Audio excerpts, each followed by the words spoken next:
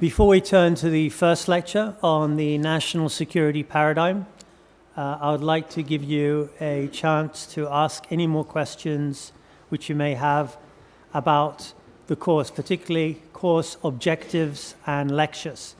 So the course objectives should be clear, and the lecture outline should be clear. So if you have any questions about these two, then please ask me.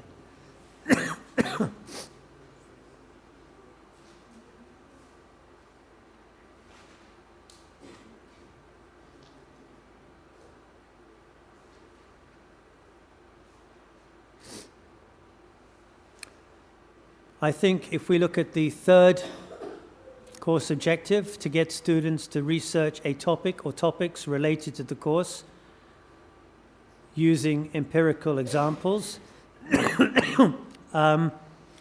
you may have an outlet to do this in your final examination. So please bring in the empirical examples in your final examination.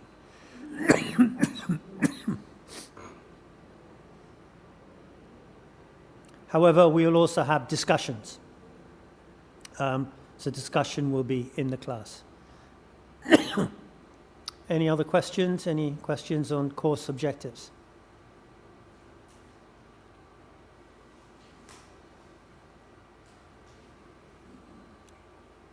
I haven't yet prepared the final examination, but what I have prepared is a series of discussion questions in the PowerPoint slides.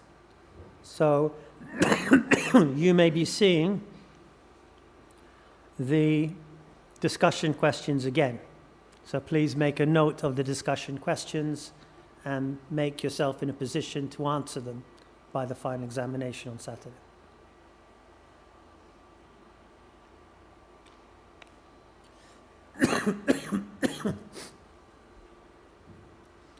Okay, has everybody signed the sheet? No? Oh. Has it? Okay. Any questions on lectures?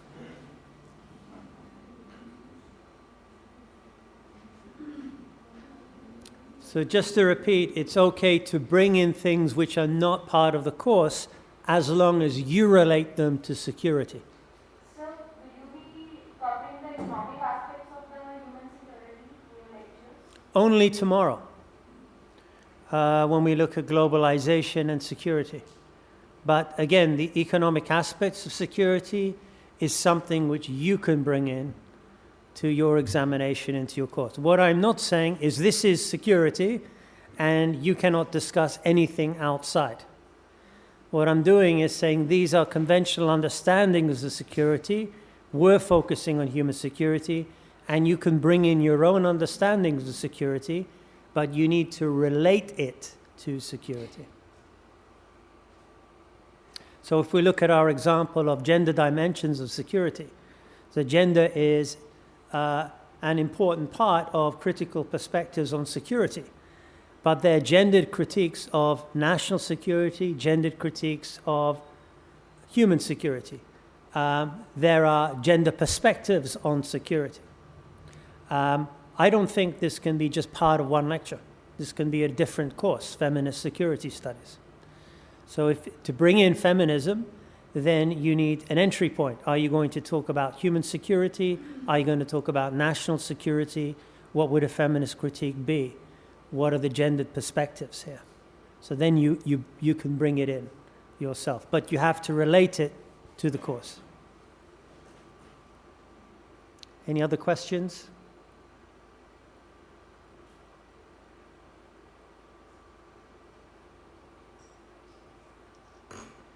So objectives and lectures. Is it clear what everybody is doing? Okay. Now,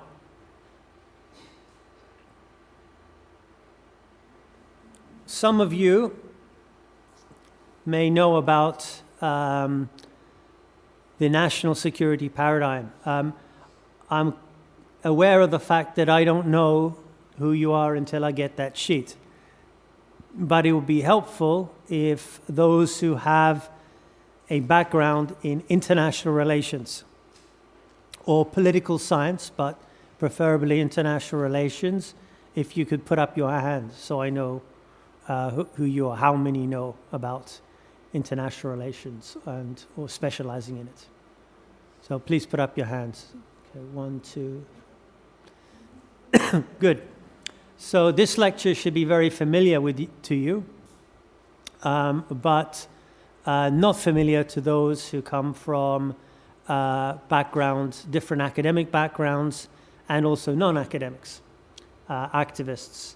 So I think this is an important lecture for those who are not from an international relations background.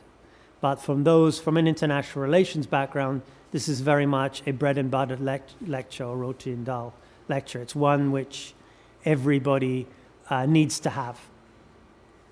This is not necessarily my views, so I will try and defend them, but we have space to criticize them later.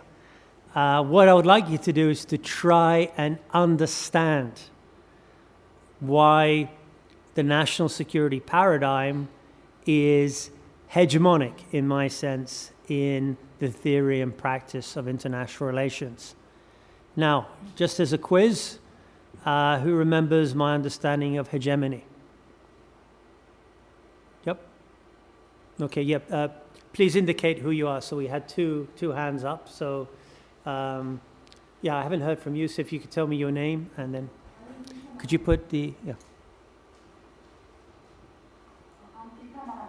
Okay. From Presidency University, Canada.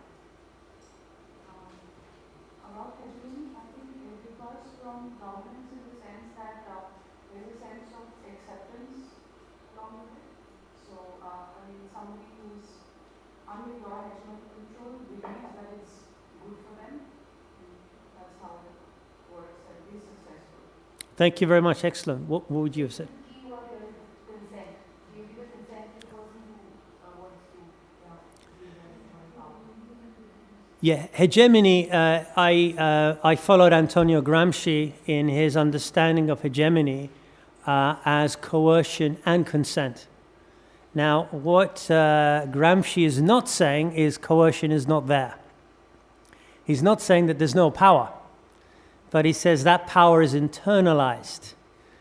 You consent to that power. You're not actively consenting to that power, but you accept it as natural. The term he used was common sense. It appears like common sense. Now, the national security paradigm appears as common sense. Hopefully, at the end of this lecture, you'll say, yeah, this makes sense. This is natural. My view, human security doesn't always make as much sense as national security. National security paradigm is easy to understand and easy to implement. So it's easy to formulate policy goals based on national security. So in that sense, it's hegemonic. It's hegemonic because we accept it as common sense. So I accept it in common sense in terms of when I come to India, I have to apply for a visa. Even though, my father was born in India, I still have to apply for a visa to visit India. And I accept that it is natural for the state to regulate my life, to tell me where I can go and where not to go. Each of us, when we travel internationally, have to undergo security checks. We'll look at this under securitization.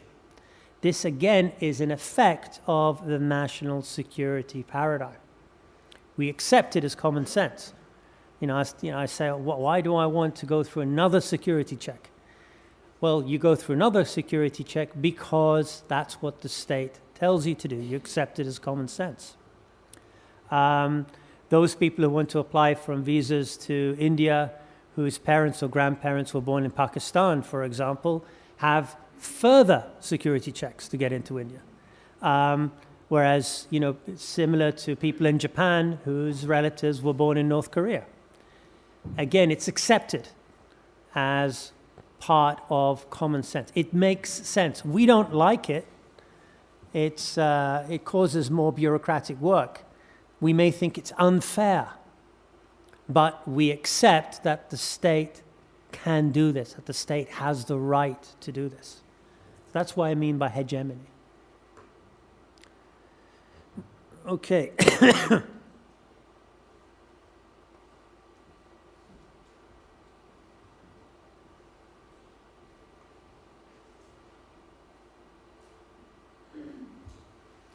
So by way of introduction, this lecture will locate the national security paradigm in terms of core realist assumptions. So we'll identify the core realist assumptions which underpin the national security paradigm. Now, this is a more difficult question than hegemony. What was your understanding of paradigm? So I tried to articulate a certain understanding of paradigm in the last lecture. What do you understand by paradigm? Yep.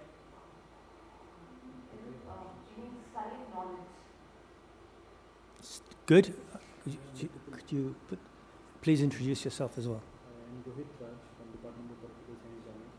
There are multiple assumptions along the core of a particular idea. Excellent. This actually answers the next question I was going to ask, which is the relationship between assumptions and paradigms. Yeah, if you could just. The relationship between assumptions and paradigms. So a paradigm is based on the idea that there are multiple theories. Multiple theories can exist within a particular time. We call these contending theories. Only one of these can be hegemonic. That hegemonic theory sets the agenda, research agenda for that particular field of study. However, there are assumptions upon which paradigms are based. Just as we can go around the room and see that there are multiple assumptions, we can also say that within international relations or within political science, even within economics, there are multiple assumptions on how to run an economy, how to run a society, how to run a political system. So each of these assumptions can potentially give rise to a different paradigm. So the assumptions upon which the national security paradigm is based are realist. They come from the realist school of international relations. So those of you who have been exposed to international relations theory would really be exposed to realist assumptions. That's the hegemonic assumptions of the study of international relations.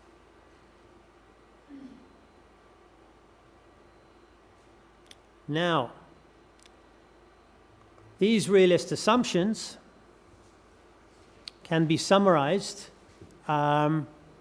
in 3 terms beginning in S. I like S because my name ends in S. So it begins, my surname, begins with S. These are statism, survival, and self-help. So those familiar with certain key textbooks of international relations, particularly Bayliss and Smith, Globalization and World Politics, the chapters by Tim Dunn, or now Tim Dunn, and Brian Schmidt on realism. Also the work of Mearsheimer in international relations theories, and of Scott Burchell in Burchell and Linklater's theories of international relations, will be familiar with these 3 S's: statism, survival, and self-help. These are the core assumptions at the heart of national security, and that's what I'll be going through today. Once we've gone through these assumptions, it is possible for us to construct a paradigm based on these assumptions. And this will be the national security paradigm.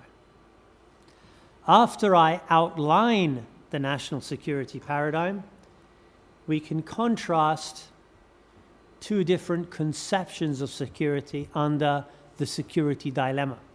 Now, there are many different security dilemmas. I'm just introducing you to one security dilemma, which is articulated from a realist perspective. And we will have a question for discussion. So this could be a shorter lecture with more discussion. I then have, after our discussion, another slide which looks at world orders, and then a discussion. Because my argument, or the argument being made, it's not particularly my argument, but the argument made is that the present world order, the contemporary world order, depends on how states approach the security dilemma. Okay, this is what the lecture will do. Do you have any questions on this particular slide? I'm going to introduce all the topics, so I don't assume there will be questions, but are there any things you need clarification about? Assumptions, I assume that everybody knows what an assumption is. Anything else?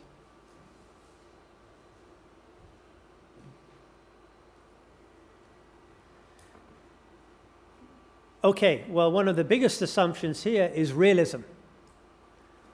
So we'll start by looking at what core realist assumptions are. Now, one way of making this easy is to look at what you understand by realism. Now, what I would like to do is to ask those of you who do not have a background in international relations what you understand by realism. Because I know in art history, in cinema, we talk in terms of film studies, we talk in terms of realism. So realism within international relations has a specific meaning. But what about realism in other disciplines? So I would like those of you from a non-international relations background to tell me what you understand by realism. Realism may mean what we see, the problems related to security. Okay, could you introduce yourself again? So, Myself is actually an PhD from India's University In- in political fields. okay, that's very good, yeah. A bit too close to international relations, but good, yeah. Sorry? More practical solution approach. What's your name? Practical. My name is Manish. Mavish, okay. More practical, good. Come on, we can have multiple views, multiple paradigms. Are the rest of you all from international relations?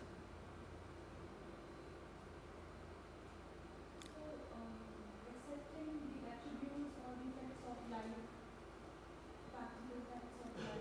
Good. What's your name? Ajunta, okay. I like the idea of acceptance. That's close to hegemony. Yeah, accepting. Any other understandings of realism from a non-international relations perspective? Yeah, but you've studied international relations. No, go ahead. Yeah, we haven't heard from you. Please.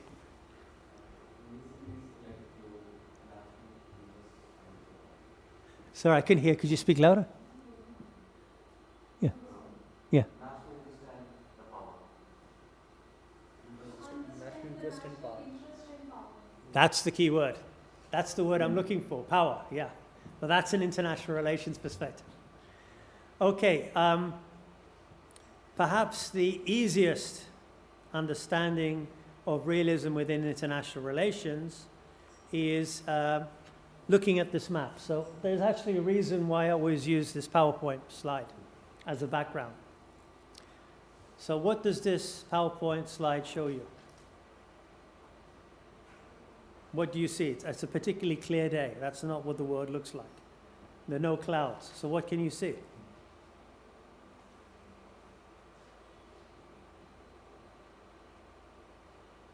You must be seeing something. Yeah, you're seeing Asia. Yeah, you're seeing a particular continent, a particular region. Now, I have two questions. Firstly, why would I be showing this slide? That's a more difficult question. But secondly, is this a view of the world which realists have? What's the difference between this view of the world and the view of the world realists have? Okay, yeah, over there. Yeah, go ahead.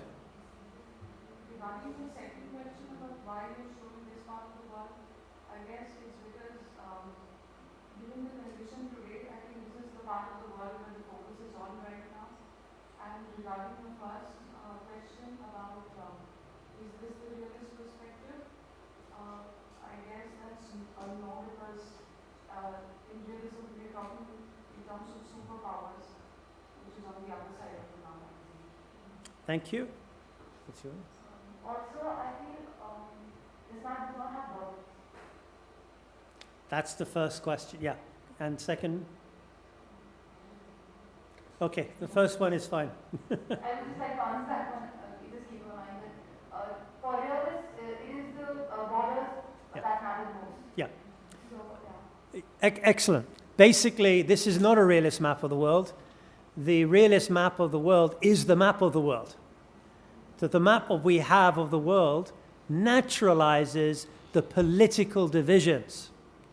So my understanding of politics is informed very much by Carl Schmitt, who understands the political as that which looks at the idea of the sovereign and the sovereign's ability to make a decision. So in common with Michel Foucault and feminists, I think power is everywhere. But power within international relations is expressed geographically. It naturalizes the map of the world. I live in Japan, but I recently went back to London, and I discovered I have a globe, a map of the world, the globe. from the early 90s. And I realized even then the world has changed. Some of these countries no longer exist. Some of these countries, earlier this year in May, I went through the former Republic of Yugoslavia. All of this, when I grew up in the 1980s, was one country, and a successful country at that. It's one state. It was a republic. Now it's 7 different nation states. What has changed? Has the people changed? They speak the same language. It's very much like if you look at Punjab before and after partition. You find that people speak the same language. The only thing which divides them maybe is religion. But you have different states, different possibilities of being, of going in and out. So this map of the world is not natural. There's nothing natural about there being a state called Bosnia. It's Bosnia-Herzegovina. I went from one part of Sarajevo to the other, and I realized that I had to get a taxi driver from the Serbian part to take me to the Serbian part. Most taxi drivers within the Muslim part of Sarajevo would not go to the Serbian part.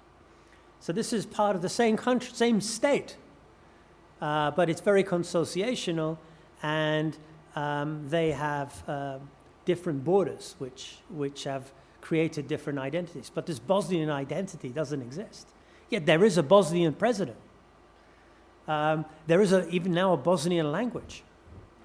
So it shows 2 things. One, that there is nothing natural about states, about nation states.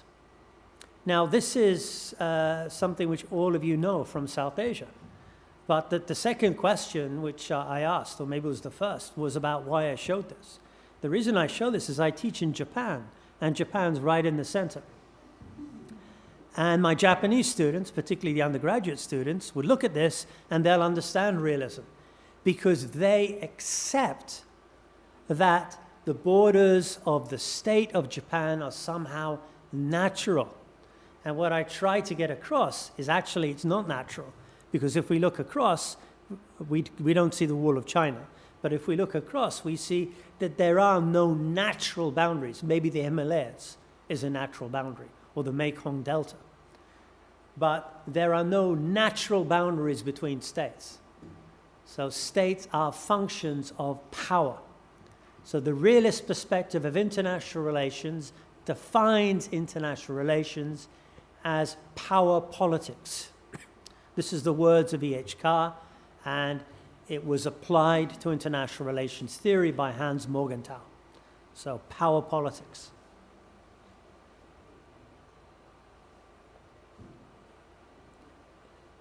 So the first assumption, as we'll be seeing later, is statism. Statism is that the state is almost a natural border. It is natural for us to live in a world divided into states. States are the basic political unit. But we'll be looking at this in the next slide. Are states natural? How do realists defend the state?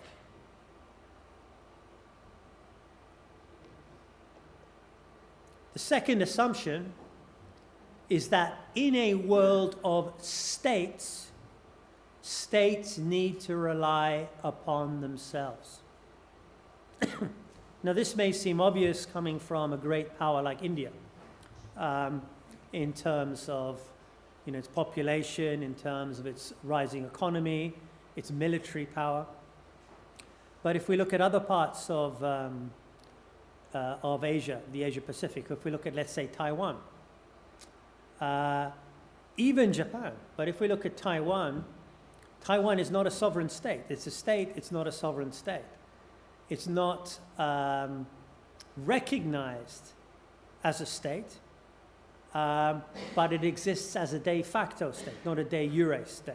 So de facto exists in practice, de jure exists juridically. Now, Taiwan's independence is based on not angering China. So not angering the People's Republic of China means calling yourself the Republic of China. Seems very strange.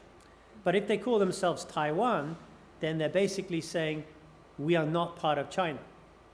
Whereas if they continue to say we're the Republic of China, it means that eventually the Republic of China can be incorporated into the People's Republic of China.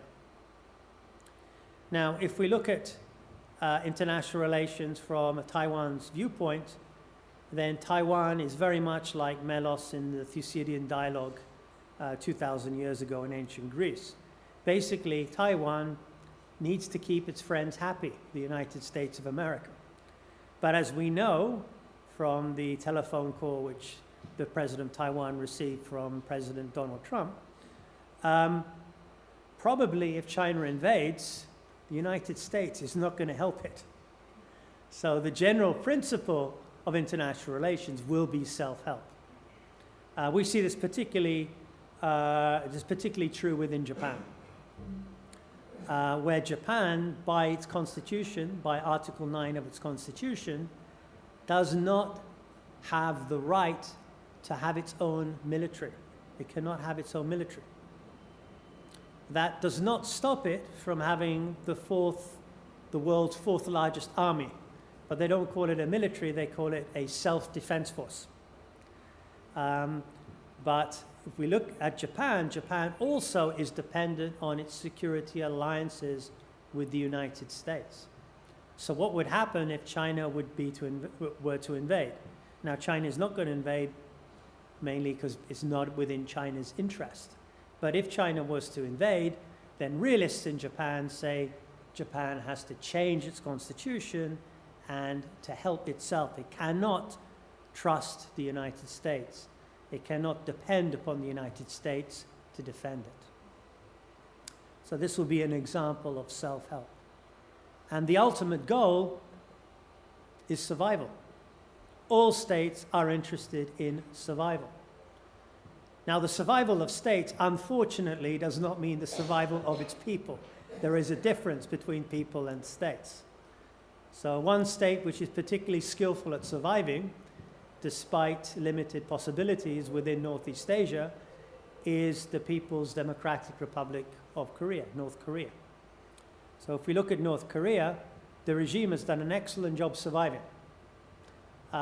Economically, however, the regime has not done so good in terms of providing for security for its own people.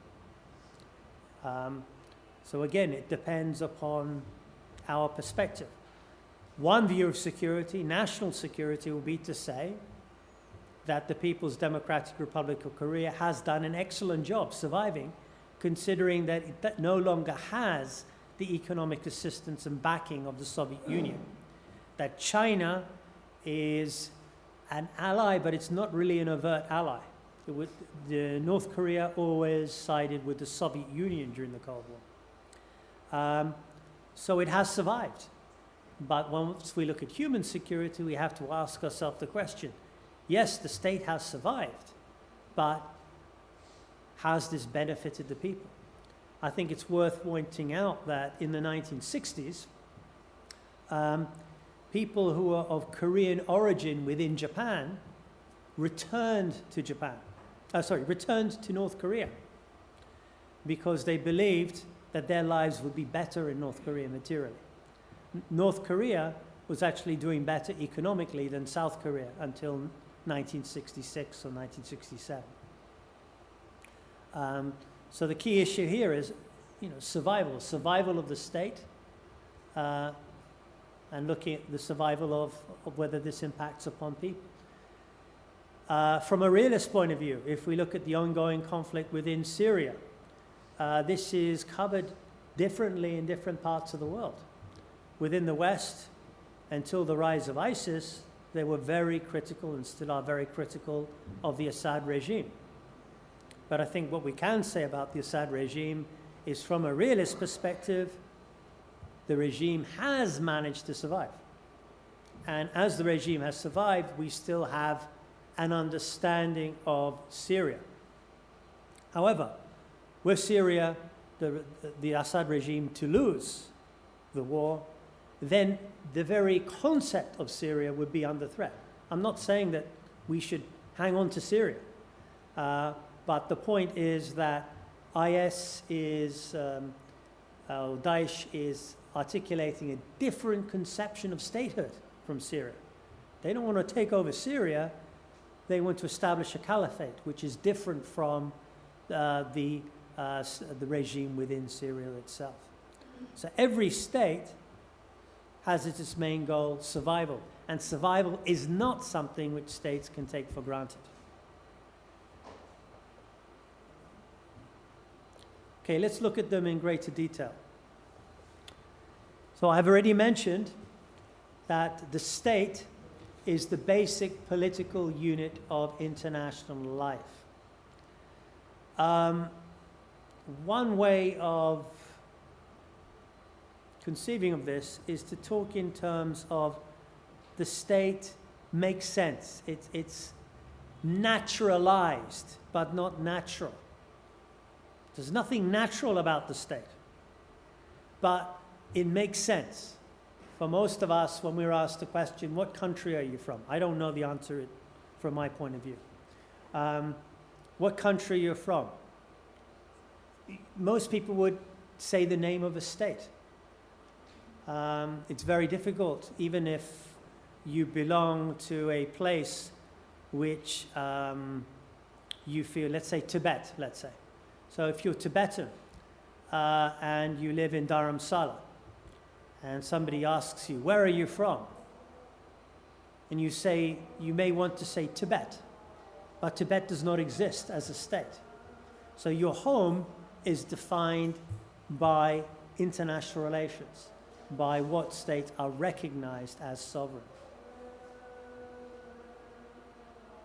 Okay, I actually did not want to show you this slide, but I can't go back. So unfortunately, I was going to ask, whoops, it's getting worse. How do I go back? Okay, I'll go back like this. Okay, that's it. So my next question is, what do you understand by the state? But there are two understandings of the state. How would you very simply define the state? Or what is the difference between the state and nation? We always talk in terms of nation states. They're not the same. In South Asia, they're definitely not the same. I'd say even within India or within even within Japan, nation and state is not the same. So what's the difference between nation and state? Nation is just a kind of imagined community. Excellent. State is a political entity which evolves out of contract after there's kind of contract community. Excellent. Yeah, thank you, Akhtar. So the term imagined community was introduced by Benedict Anderson in his book Imagined Communities. And he posed the question of why people die for their nation. And his argument is that it was a form of community. The nation was a form of political community, but this political community was not based on ethnicity, on religion, on any primordial attachment. It was based on imagination. But it's a limited community. So what Anderson looked at was language. So when we look at South Asian history, we find that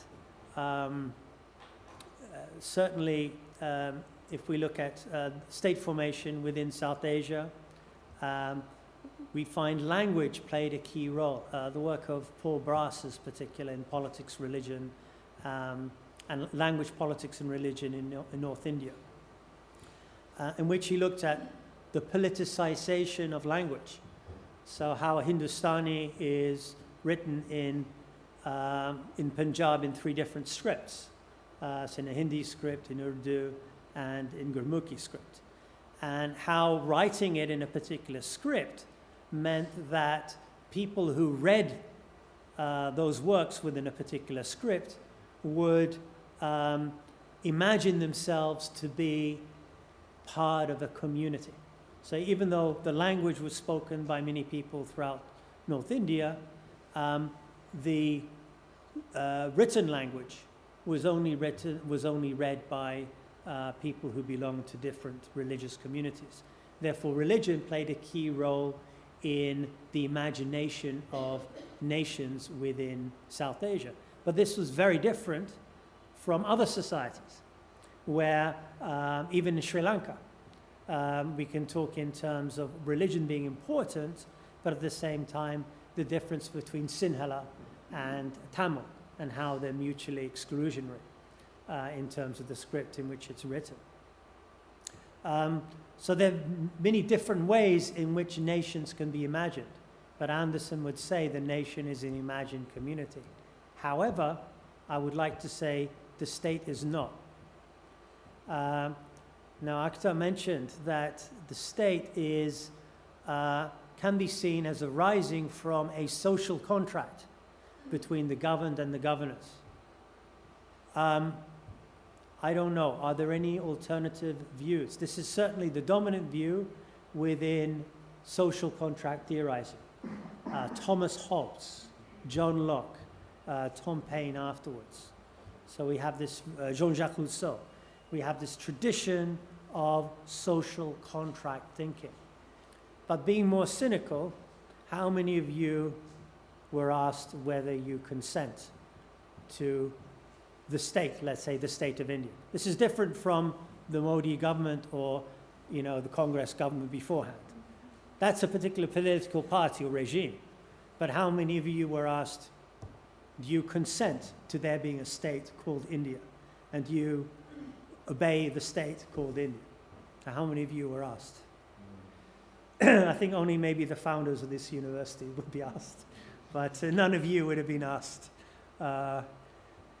you know, to give your actual consent. So how is the state expressed? How do we know? Okay, I'll make a very, very controversial statement.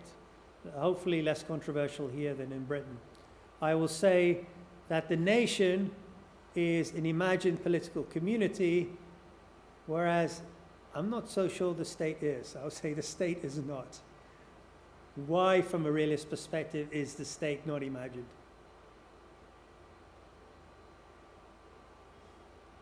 You have it on, so you might as well answer. Is it the government which plays this role? Since it is being run by a structure, like it's completely structured. It's not something that's there in our heads. It's Yes. something right in front of us. It has a structure. It has people working with it. Good. So, yeah. Could you put the microphone on? So basically, four things are there: population, sovereignty, government, and charity. Excellent. Very good. And how would you put them all together? So you've correctly identified all the key components of the state. How would you put them together?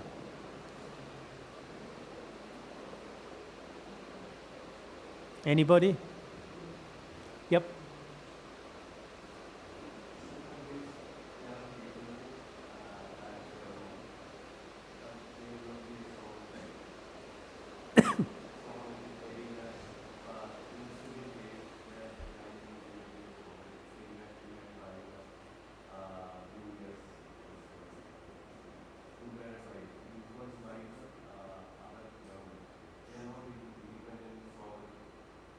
Yeah.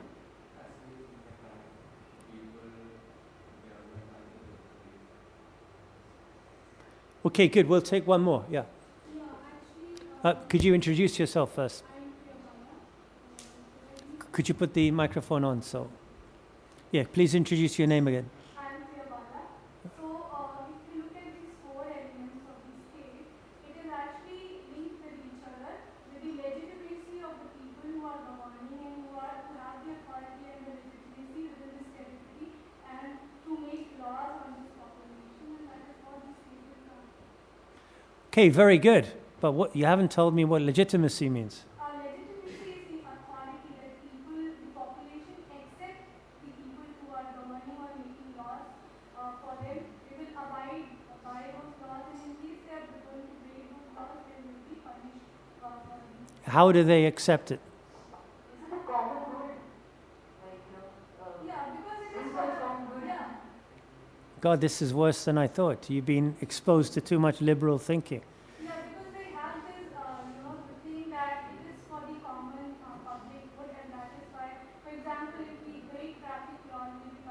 Sorry, if we break what? Okay, why do you need to put traffic?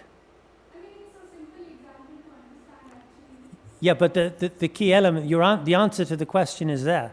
It has nothing to do with traffic. Particularly as in Delhi, everybody breaks traffic laws.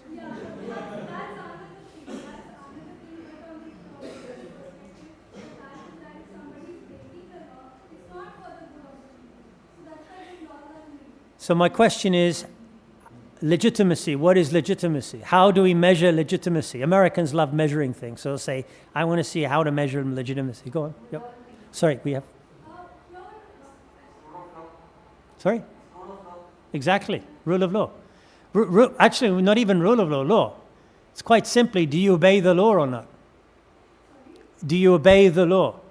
So if nobody obeys the law, like Delhi traffic, then there's no point having laws. But if nobody obeys the laws of a particular state, such as arguably Afghanistan under Karzai in the beginning, then, or even Iraq, parts of Iraq or Syria today, then the state itself is brought into question. So it's different from social contract theory. Social contract theory means you need to give your legitimacy. In international relations, nobody cares about legitimacy. What they care is about the state remaining in place. So if we look at the freedom movement within India, one of the successful examples of Gandhiji and others was to attack the British at their weakness, which was the rule of law.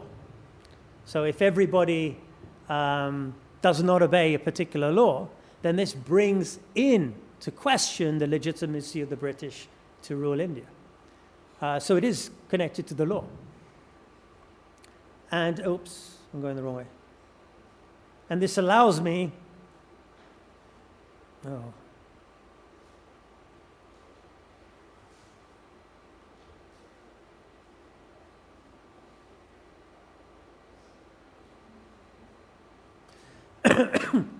to introduce Weber's definition. So I think all of you managed to articulate it. The state, by Max Weber, seen as the founder of social science, is defined not by what it is. That's the typical mistake all undergraduate students make. They equate the state with the government. The government does something, it governs. It's the executive branch of the state. The state is defined by what it has. It's a functionalist definition. The state is defined by its monopoly of the legitimate use of force within a given territory. So the key elements here are the use of force, monopoly, and territory. Legitimacy is a subjective concept. That's the subjective element, whether a government is legitimate or not. So many Western states believe that the government of Bashar al-Assad is illegitimate, and the state power is illegitimate in parts of Syria.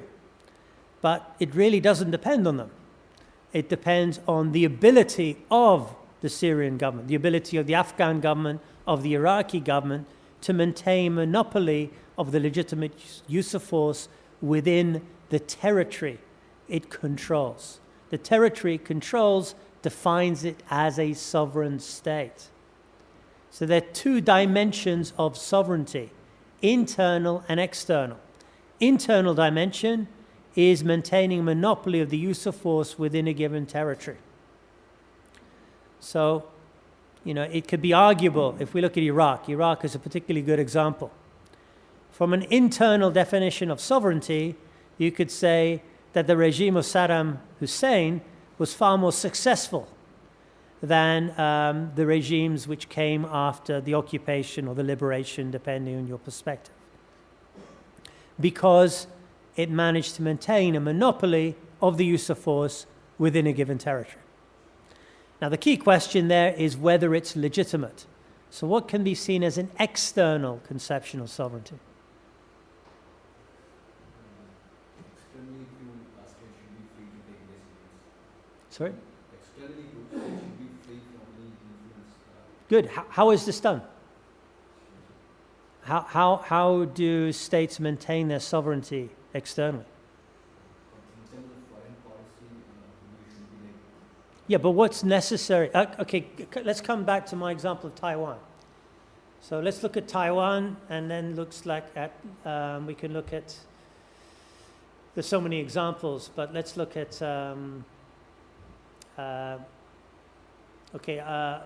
Probably Iraq. I wouldn't say today, but before the surge, Iraq 10 years ago, so Iraq. If we look at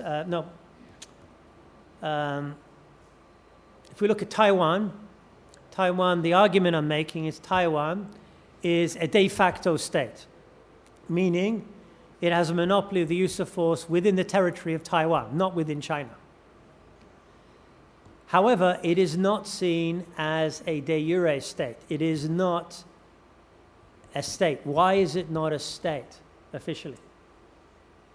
I mean, I can go to Taiwan, I can get some sort of stamp in my passport, but the Republic of China is not a state. Why not?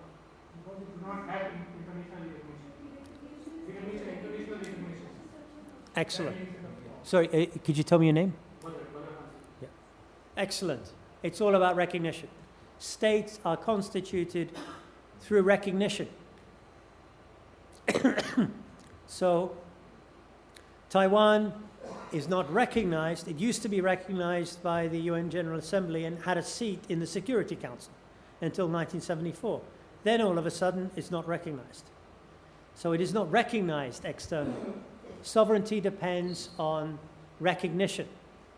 So if we talk in terms of state sovereignty, the state is sovereign because its monopoly of the use of force within a given territory is recognized internationally by other states. Legitimacy here is not so important for realists. It's only important in that people obey the law.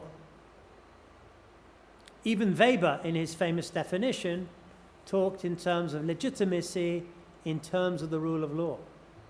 So whereas legitimacy can be contested from within, this is why we have elections, this is why we have governments, this is why we have revolutions. Revolutions don't necessarily get rid of the state. Look at Russia.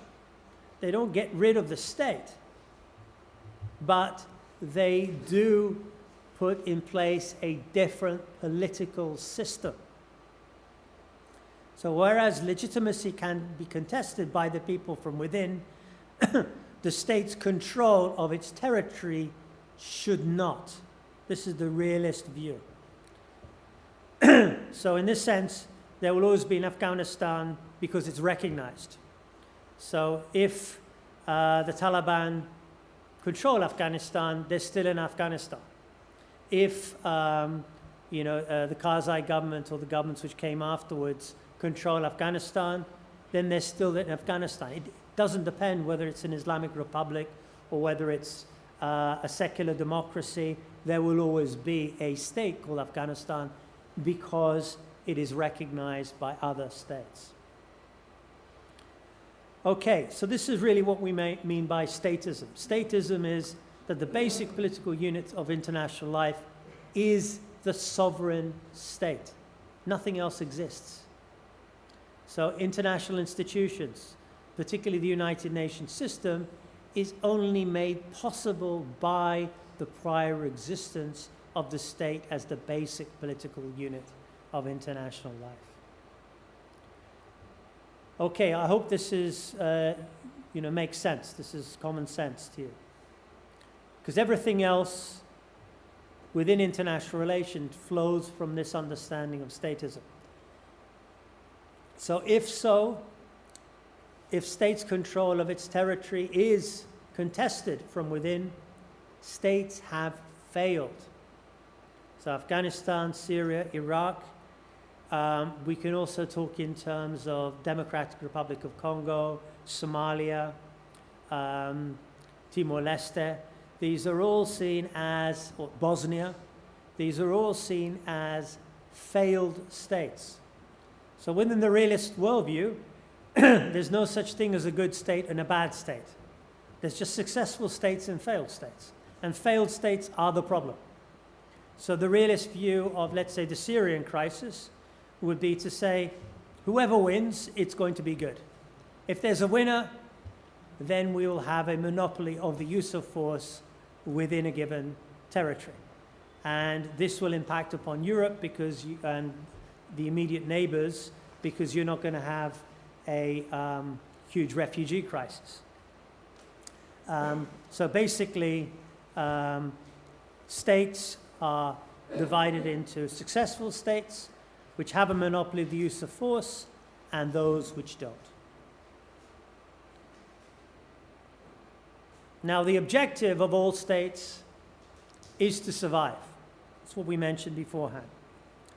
If we look at Kissinger, who is rare in that he was a realist scholar of international relations, but unfortunately, particularly for people in Cambodia and other parts of the world, he also was an architect of American foreign policy. And he sought to reorient it around the idea of the American national interest. President Trump may be doing the same. We don't know. I don't think he has anyone as intelligent as Kissinger to actually rely upon. But his argument is basically America should do what's in its national interest. So a nation's survival is its first and ultimate responsibility, according to Kissinger. It cannot be compromised or put to risk. So if we look at China, if we look at Tiananmen Square in 1989, which can be seen as a horrific event, but in light of the collapse of the Soviet Union and in light of the insecurity which that caused in a myriad of different levels, many realists would say, well, if Gorbachev had been stronger, then the Soviet Union could still exist today. And if the Soviet Union still exists today, the world would be better off. So legitimacy here is not about good states or bad states.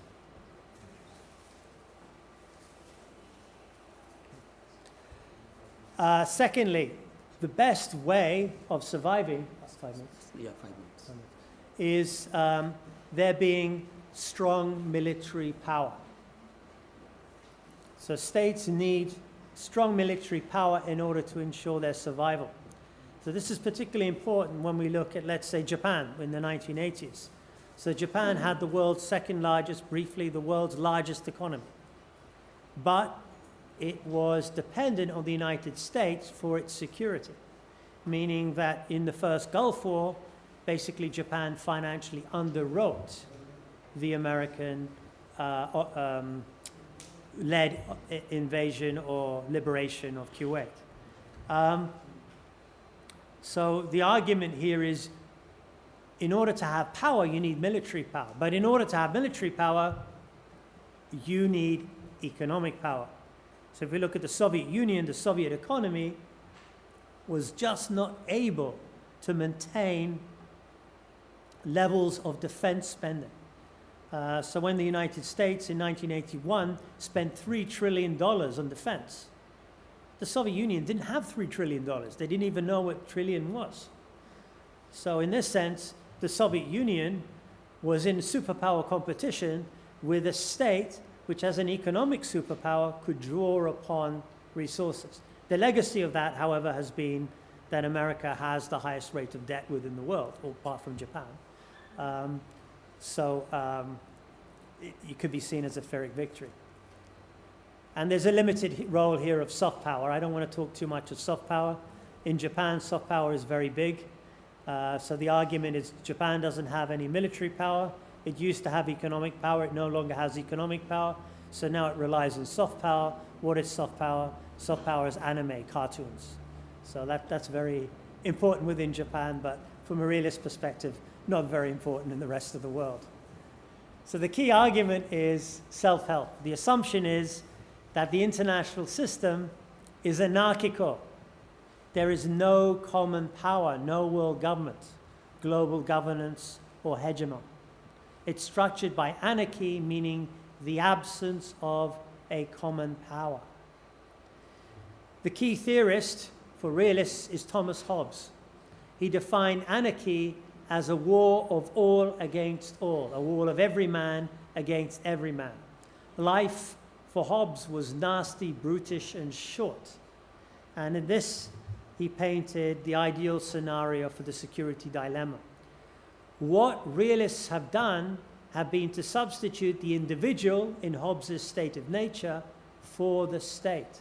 We live under conditions of anarchy.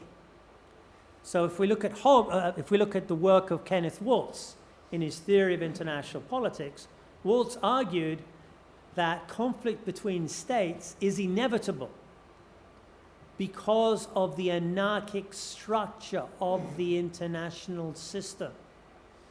So the anarchic structure of the international system means there is no hegemon, there is no world empire. What do you need to be to join the United Nations?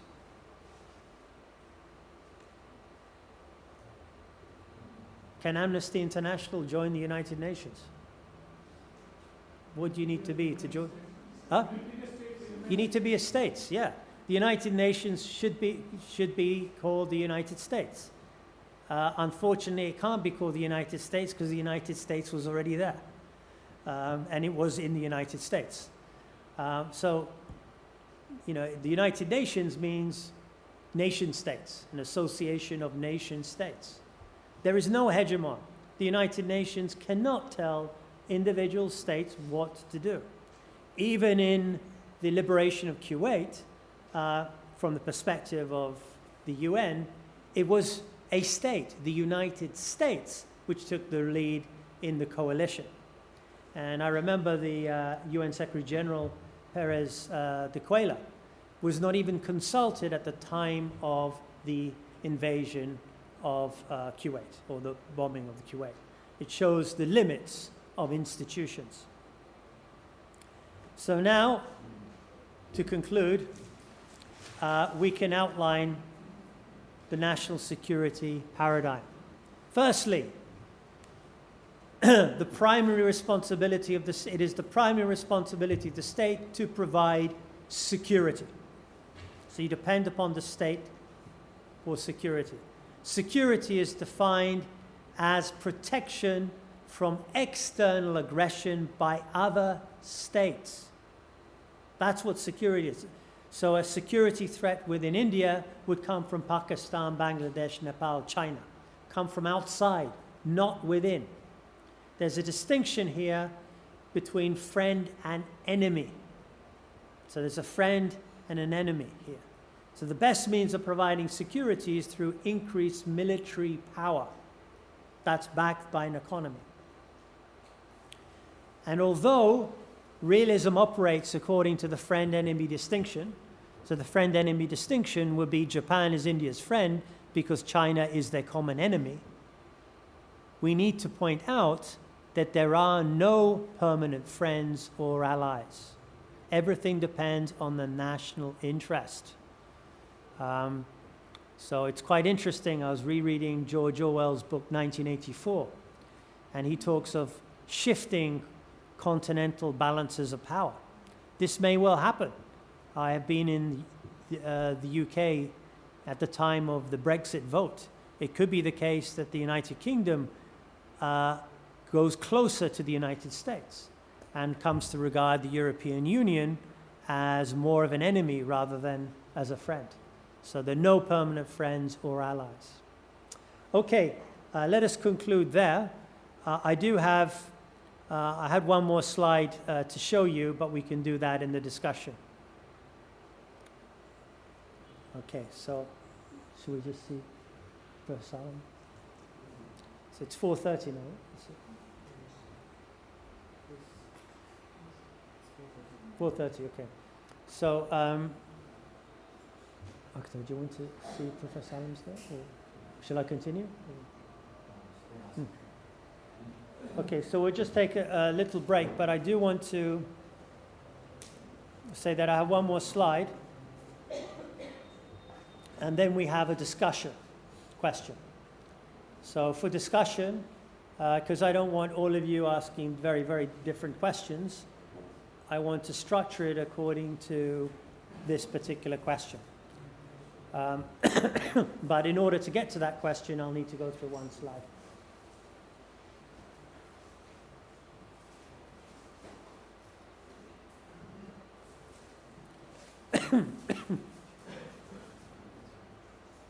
So please at least make note of the discussion question, because you may be seeing this again. You never know.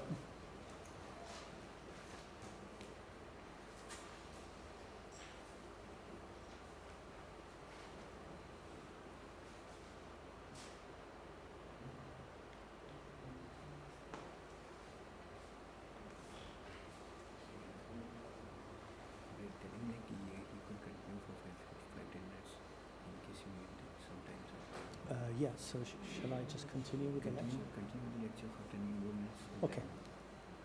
So please write down this question first, and then I'll continue with the lecture, so you at least get the are in a position to answer.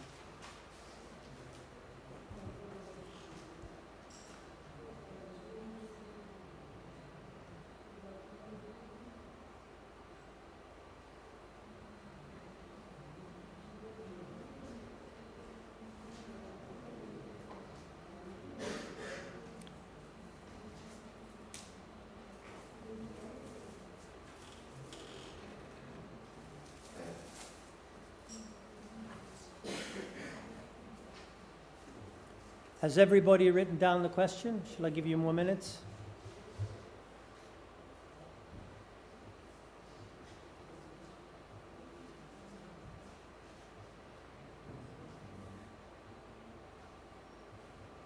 Anybody needs more time to write down the question?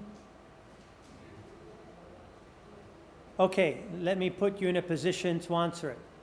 So the question is, which approach to the security dilemma should India pursue in relation to its neighbors in South Asia and beyond?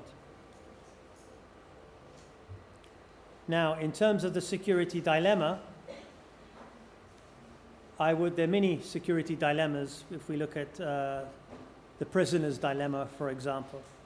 In this sense, I would like to look at two different ways of pursuing national security from within the national security paradigm.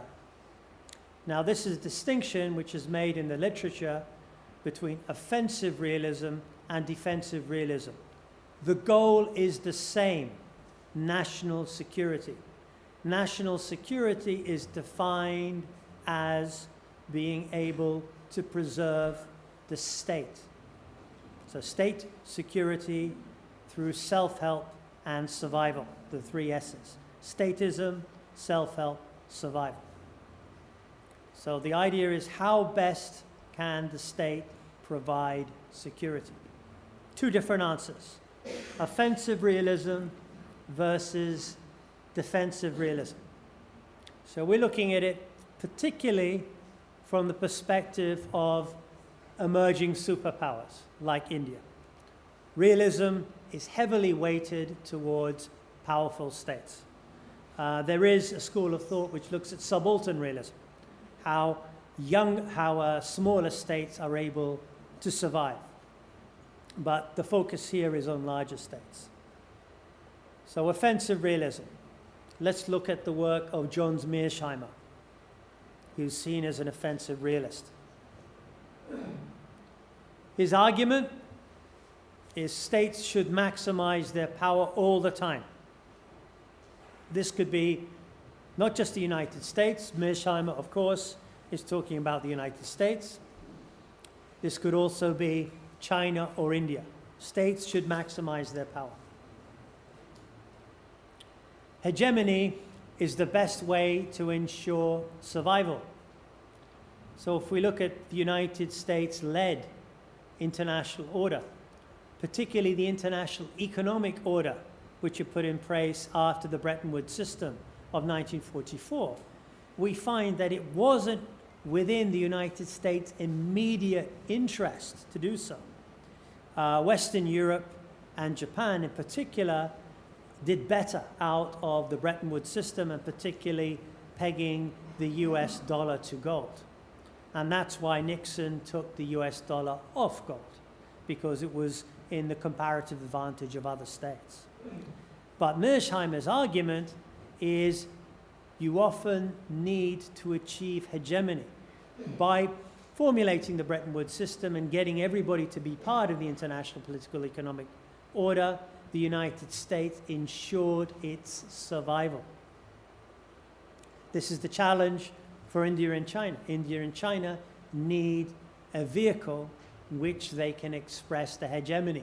Maybe SARC is one particular vehicle to do so. So Mearsheimer argues great powers should keep expanding until stopped. There's a natural balance. So great powers have to keep expanding their power. The biggest danger is a power vacuum. That's what happened in Syria. That's what happened in Libya. If there's a power vacuum, then there's conflict. Yugoslavia in the 1990s. Power vacuum, the state collapses. So great powers should keep expanding until stopped. Others may bandwagon, not balance. Bandwagon is basically, to organize against it. But they're never really going to balance it. They're never going to balance a particular power. Now, defensive realists, on the other hand, and this is based on the work of Kenneth Waltz,